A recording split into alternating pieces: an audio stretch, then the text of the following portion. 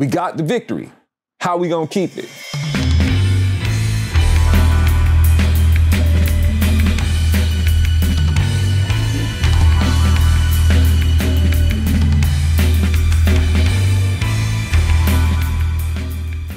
Hi, everybody. Welcome to the Virtue Signal. Bill, Zo. Good to see you again. How have you been? Zo, there's been some change in the air with the Canadian Freedom Convoy. That dangerous insurrection that we have to use nuclear war powers for. But it's revealed really not only the kind of person that Justin Trudeau is, but also to the extent that there have been this kind of protest in Australia, New Zealand, Holland, Germany, and we still haven't had ours yet. But it seems to me that on some level, I think the elites are finally realizing that if you just continue to lie to people and tell them what to do and have a separate set of rules for themselves. I don't know if it was equally damaging as the truck convoy, but certainly the sight of all the celebrities at the Super Bowl without masks on, while our kids have to wear masks and so on. It feels to me like this whole system, this rotten, corrupt system that they put in place is really starting to unravel. I really get that sense. So here's what I wanted to talk to you about today. I wanted to talk to you about this idea of tyranny. We can make it about tyranny or democracy or freedom or whatever. Maybe the social compact would be a better term for it. But it has been a mark of Western civilization for 200 years now at least, and you probably go back to the Magna Carta on this one, where you had the idea that the people could rule themselves. And that actually got some traction here in America for quite a long time. But lately, we've been seeing more and more of the same kind of elitist attitude, but it's on the part of either politicians or tech giant CEOs or whatever, or movie producers. But there's been a growing sense that I've gotten that it's not about Republicans or Democrats anymore. It's about the elites versus the regular people. And the elites are starting to panic because the peasants are revolting. As they used to say, revolting peasants. I wonder what really causes the panic, though, man. Is it because, are they panicked because the peasants are revolting, or are they panicked because they're like thinking, hey, we've laid so many regulations and done so many things to like screw up how people are able to make any money. How are we going to tax these people? How are we going to tax these people that we've made broke? So it's like, hey, who's gonna be feeding us, man? We don't have anybody to feed off anymore because we basically taxed the snot out of them. So where are we gonna get our resources from? So maybe that's why they're panicking. And when these people do get panicked, does it come to a state of where, the people are like saying, okay, it's time for us to eat the rich? Nobody's going to eat the rich. I mean, people will eat themselves before they get to eat the rich. No, I'd be happy for prison. Frankly, I'd settle for prison. Yeah, and so, what is it that's causing these, what would actually cause the panic?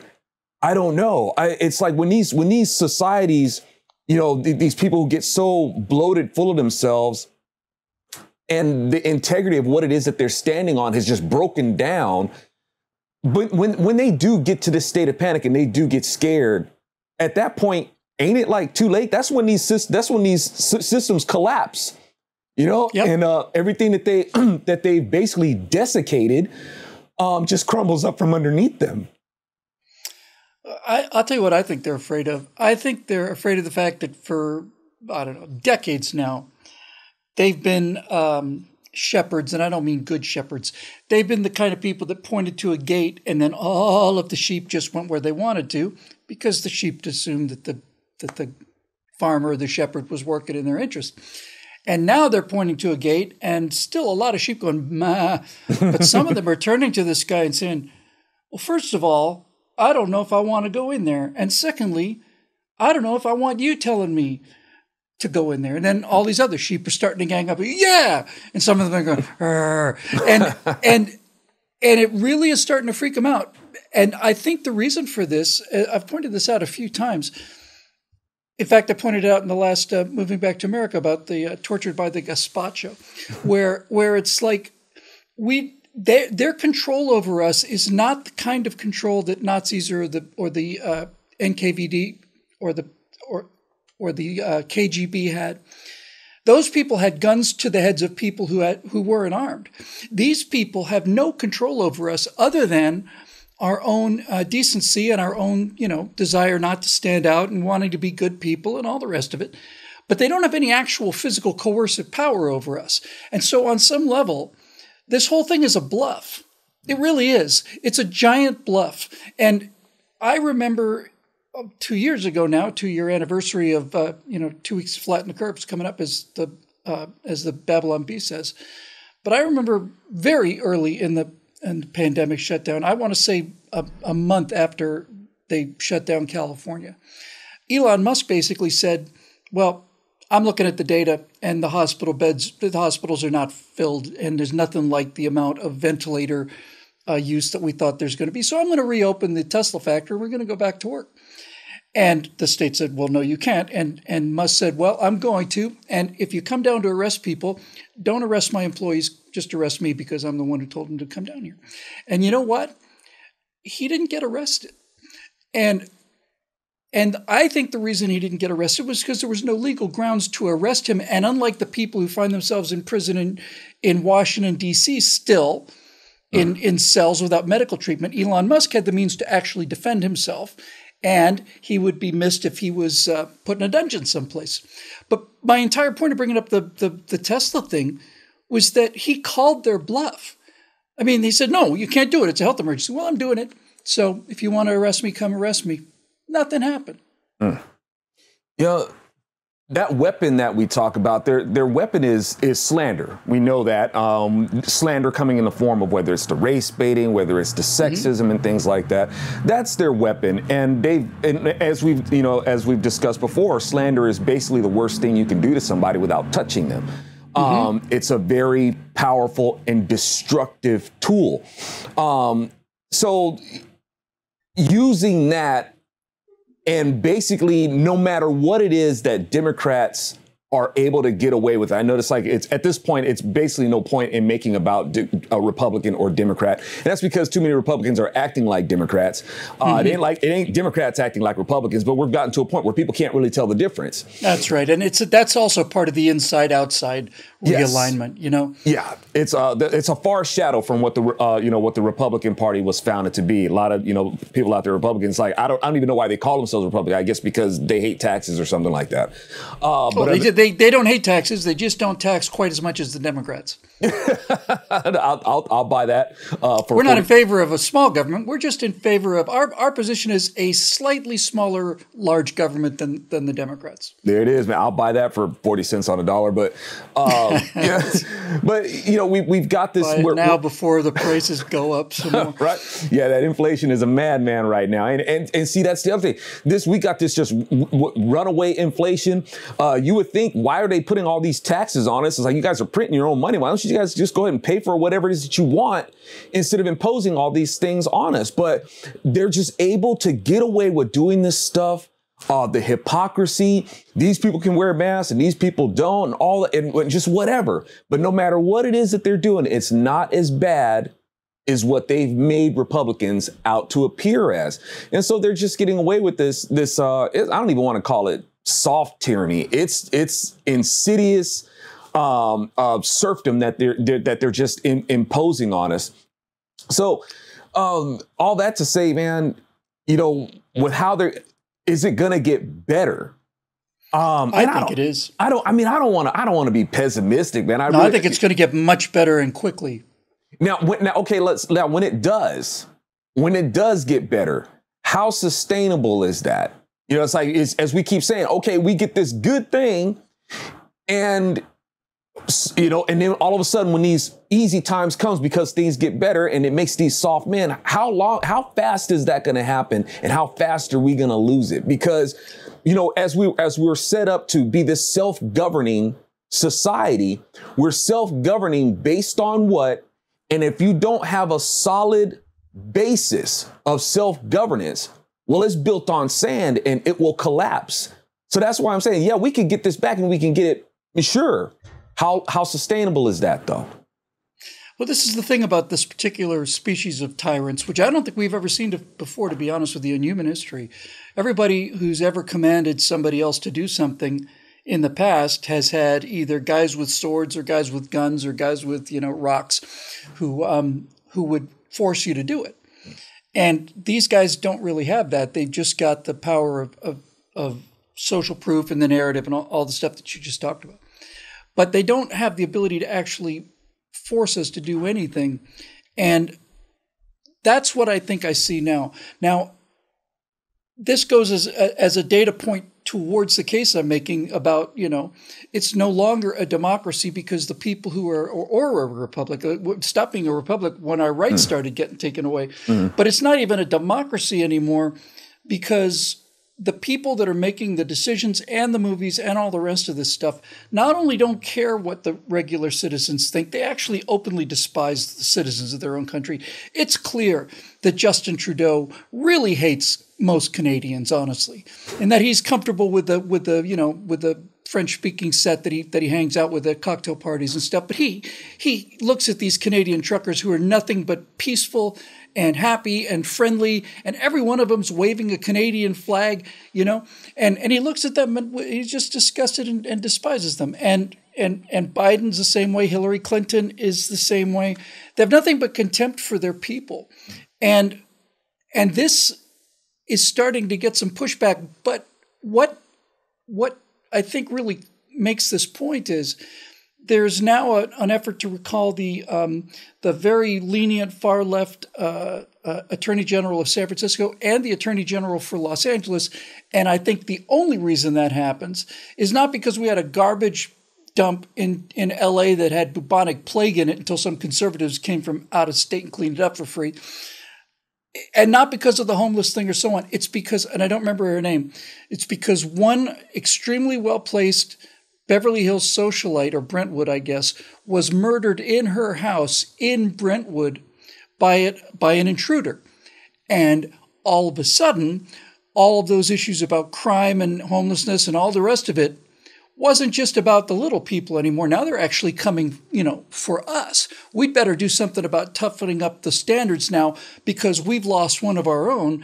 And all of this together is just making it clearer and clearer and clearer, I think, to the everyday citizen that we do, in fact, have two standards, that there isn't the rule of law, that there's the rules that they have to abide by, which is you can take off your mask for a photo shoot, and then the rest of us have to wear a mask while we're serving you your nice Chianti.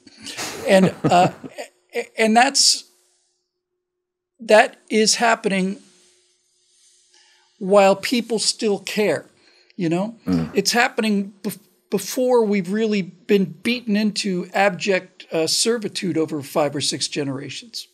Yeah, man. And see now, man, this is you're gonna put me in kick a dead horse mode because it's just like you said. There's two sets of laws. You can kick a dead donkey if you want to. I see what you did there. Thank you very much.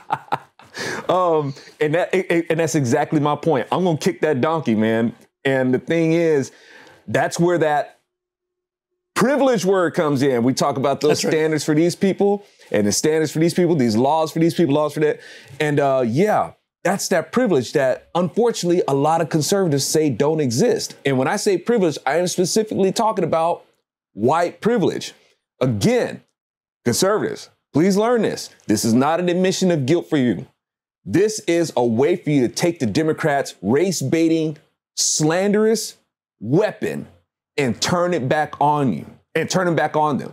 Don't say that there's no white privilege. Yes, it is, because the ones who have the power to do all this stuff are white Democrats anyway. Sure, they may have their people of color cronies and all that sort of stuff. Yeah, they may have them. Those people do not get their power unless it comes from the white elite Democrats. That's right. Democrats have always have always run apartheid. They've been the apartheid party.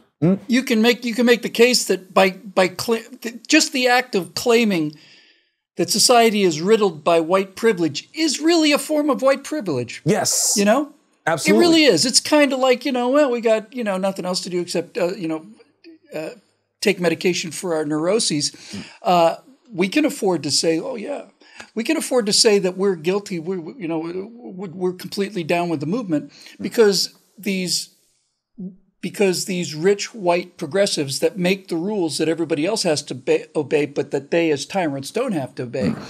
They think that provides them with a shield. In other words, when the mob comes, oh no, man, I donated, 60 grand to Black Lives Matter. They actually think that works. Time and time again, it was a couple years ago really now with the George Floyd thing, but time and time again, you'd see left-wingers coming out while somebody's smashing their house or throwing a brick through their window or burning their house down. No, I'm on your side. I'm on your side. No, you're not. No, you're not. Not when the mob gets going, you're not. That's right. It's what Winston Churchill said. It's like appeasement just means that the crocodile will eat you last. Yes. And all of this is happening now. And I think people are really on a daily basis coming to realize what most of us conservatives have realized, at least since the first year or two of Barack Obama, and that is that this country is no longer governed by the rule of law. And to put a little cherry on this winds of change kind of thing, it seems to be that the probe into Hillary Clinton's spying on the Trump campaign, there seems to be extremely solid evidence that this actually happened and is therefore the biggest political scandal in American history. Because they didn't just spy on a candidate like they did on Watergate. They also spied on the president of the United States. And furthermore, they concocted a story that did him enormous harm. And I'm not saying Hillary Clinton's going to go to jail because I'm not that optimistic yet. But I am saying that 3 months ago, I just had resigned myself to the fact that this witch is going to basically walk around free for the rest of her natural life. But I have seen a couple things in the last few days that make me think that she's looking a little nervous, looking a little bit nervous. And you hear that there's more and more evidence coming. I'll put it to you this way. If Hillary Clinton gets charged with anything, that's a sign that things are changing. If she goes to jail, it's a sign that we're well on our way back to a healthy society. Because there's no question about the guilt of this woman on multiple layers. And to me, she's kind of the bellwether. If Hillary Clinton can walk above things like the 30,000 emails that she didn't return and spying on the president. And oops, looks like Jeffrey Epstein committed suicide in that little 12-minute window when the cameras stopped working and all the rest of it. You got away with murder in front of the entire world. Mm-hmm. If she starts, just the fact that she's looking over her shoulder is a sign that things are moving in the right direction. And we'll see, I think, what actually comes of this. But I always consider her to be the litmus test for how sick we are. Sure, man. And the thing is, Hillary Clinton, man, considering everything she's getting away with, she is like the high priestess poster woman for white privilege. That's that's who she is. I mean, she can go, they're trying to make the case, the spying that they did was legitimate. If I'm hearing this correctly, they can just go ahead and make up their own statutes of when they can spy on somebody. Sorry to interrupt you, but if I didn't hear that, but if that is their defense, then they're in real trouble. Because when your defense is, yes, we did it, but, that's not good for them. Yeah, I think that means there's overwhelming evidence that they did it, and that's about the only spin position they're in now. Because if they deny it and that evidence continues to come, then presumably it makes it look even worse. Although, again, Hillary has ability to float above law. Right. And the thing, and see, these people with their masterful pandering, patronizing, putting on the accents and everything, I don't feel no way. All that kind of stuff is nauseating, but they get away. And and that's what I'm saying, Bill. These people can't get away with this foolishness that they do without help. Foolish people do not succeed unless, it's the help that they're getting isn't necessarily coming from Soros or Bill Gates or anything like that. A lot of the help that they get come from Republican voters. Because when Democrats set that trap, that race baiting trap, Yep. They get the most accommodations for Republicans who will say, yeah, we know all this stuff about the Democrat Party and the KKK and Jim Crow and all that sort of stuff, and then totally cancel out what they say when they say, hey, that was white privilege. There's no such thing as white privilege. You just erased everything the Democrats have done, Republicans just erased for them. And when they do that, this is how you have people like Joe Biden can just float right on into the White House. Hillary Clinton can just float past justice. You can have Joe Biden's crackhead son doing the things that he's doing. You can have all these photographs of him doing it on his laptop. Yes. Until when Republicans say, okay, you know what? We're not falling for that trap anymore. You know what? Yeah, there is white privilege, and you guys are the culprits of it. It's always been you. You are the apartheid party of America, of American history. That's you. Yes, the systemic racism, that's you. The white privilege and supremacy, that's you. And we were founded to fight you on it. Now, see, now you're getting me fired up. Now I'm getting some religion. You know, I'm serious. I'm starting to feel the hosannas coming on. Abraham Lincoln said he once saw a country preacher who had to put 2 big bricks in each of his pockets once he started getting going, you know, just to keep him on the floor. But yes, that's exactly what we should be doing. What we've never had the rhetorical intelligence, to use Evan Sayed's term, we've never had the rhetorical intelligence to do that. And part of that is because the people on the Republican side who have the means and the mouthpiece to do that, as a general rule, don't particularly want to upset the apple cart. Mm-hmm. I know for a certain fact, and I know what the source is, and it's a private source, and I don't want to reveal the private source, but I know for a certain fact that there were high-level Republicans who were basically saying we have to stop Trump, and if that means Hillary's actually a very, very cool person, and she really knows the ropes, and she'd make a fine president. These are Republican campaign leaders. And so with the exception of people like Ted Cruz and DeSantis, a couple others, you know. I remember Trey Gowdy, especially, and you count them on certainly on both ends, maybe on one hand. The Republicans are not speaking that way because if you start speaking that way, things are going to change, and they're concerned that means that they won't be in the club anymore.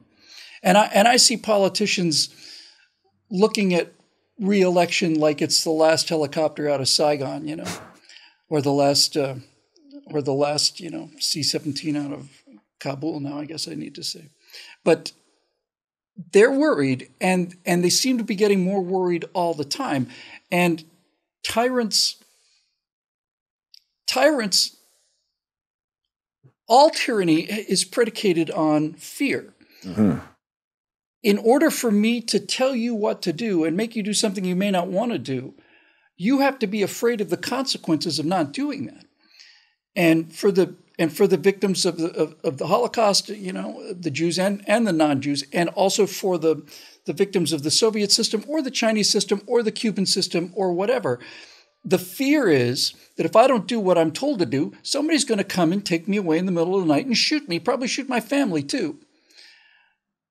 These people don't have that option. If they did, they'd use it because that's how they're built, but they don't. And the reason they don't is because of the Second Amendment, and because here we decided a long time ago that we don't really need the guns for deers, or not even for the British anymore. Really, it's our own government. And so they can't come at us with guns.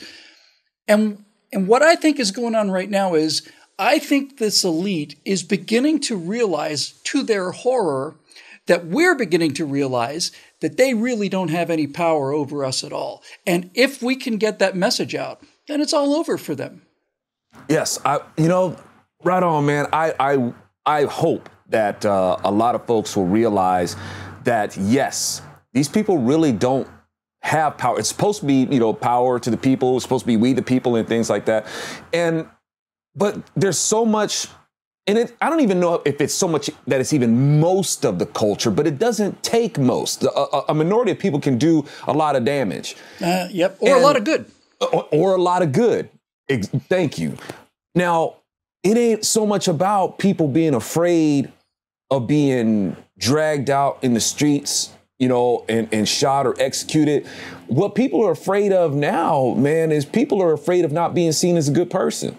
Yeah. That's what their image, lovers of themselves, man. It's like, I don't want my image. I want to be seen as woke and pro science and educated. All these things. That's what they want. Informed. They want to be seen as that. If you're not wearing your mask, well, then you're an anti-science bigot and all that sort of stuff. Exactly. If you don't have your Vax card to present, then you're just not in the cranium club. Do you know what I'm saying? That's exactly right. The premium club. That's exactly right. Yes. That's the fear that's being driven. And it's like, you don't want to be seen as one of those anti-science, bigoted, sexist, homophobes or anything like that. Do you? Don't want to be one of those people. One of those people that flies in coach. Yeah. The people that walk past us as we were reclining with our hot towels and our nuts and our cocktails in first class, which is a fine way to go, by the way. Don't mistake me. I love flying first class when I can. Right. But that's how they feel about us. It's like, first we go in and we sit down and we all know each other and there's only 8 of us or whatever. Oh, hello, yes, I know. Oh, yeah, chairman of IBM, and I was in this movie. And then the hoi polloi, then the masses start coming past them, and heading to the seats in the back of the plane. And I'm usually in the hoi polloi column as a general rule. And you can see that expression on their faces in many cases. Sometimes it's just by the way they're not looking at you. But it's like, I suppose we have to put the cattle in the back there. This it's coming apart, and furthermore, I think it's going to come apart in a good way. I don't think it's going to be a bloodbath, and the reason it's not going to be a bloodbath is because, despite the tyranny that they've enforced upon us, they haven't put us through a bloodbath either. I'm not saying people haven't been killed or imprisoned or anything, but there were no millions of people taken out and just, liquidated, gone. I think the American citizens just finally waking up and saying, you know what, all of you people got to go. We're seeing this on like the bottom level, even with the things like school boards and San Francisco recalled 3 super liberal members of their super liberal school board because of the left-wing propaganda they're putting into their heads. It's San Francisco. So I'm actually feeling pretty good about the future of these tyrants. And Justin Trudeau is made exactly of the same stuff as all of them. Justin Trudeau and Barack Obama made out of exactly the same stuff, right? And when they get scared and realize that somebody like these truckers have called their bluff, then they get scared enough to reach for the big sticks, like emergency powers and try to bring in the military and all that other stuff. But the problem for them is that unlike the military of Saddam Hussein or Adolf Hitler or Joseph Stalin, most of the people in the military are on our side because they're regular Joes too. Man, I don't want to be one of those, paranoid sounding kind of guys, but at this point, do they even need the guns and the jackbooted thugs and stuff like that? They do for me, and they do for you, and they do for the people that are watching the show. And more people are switching their registration to Republican every single day.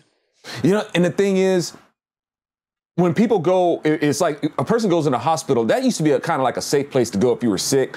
But now it's like they don't really need a gun. They don't need to pull a gun out on you. All they got to do is pull your ability to get medications that you need. That's real tyranny. And they'll sit there and they'll watch you die. That's actual death-dealing tyranny. Yes. And when I was sick with COVID, there was medication that I could have had and that I was assured I would have. Aquarium cleaners and horse dewormers, but would have made a real difference. But it was not available anywhere in California because of politics. So politicians didn't kill me, but they made me real sick. Yes. And yes, that is a genuine physical harm. But it's not a bloodbath. Exactly. It's not a bloodbath. And it's like, does blood have to spill for there to be death? Because... on the other hand, doctors have estimated that the number of people that might have been saved by antiviral medications rather than vaccine, they estimate it might be as high as 500,000 Americans. That's all of our war dead in World War II plus another 50 grand thrown in.